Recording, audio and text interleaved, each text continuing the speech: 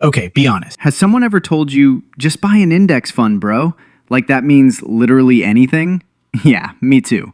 So today, no jargon, no Wall Street nonsense.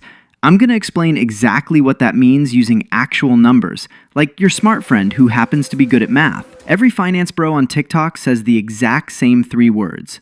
Index funds, bro. But nobody actually stops to explain what you're buying.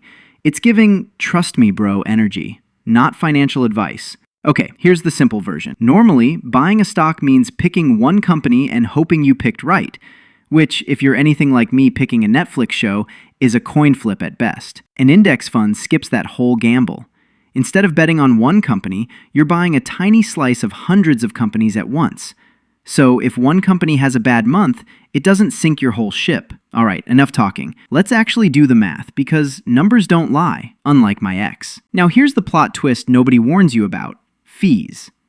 Let's run this again, but this time with a 1% fee, which sounds tiny, right? Yeah, look at that gap. That's not a rounding error, that's a car. Okay, quick myth to bust before you go tell your cousin you're a financial genius now. A lot of people think index funds are risk-free. They're not. They still drop during a crash, sometimes hard. The difference is, historically, they've recovered and kept growing over time. So it's less never loses money and more plays the long game. So practically, where does this actually happen? Usually through a brokerage account. And in the US, often inside something like a 401k or an IRA. It's less scary than it sounds, I promise.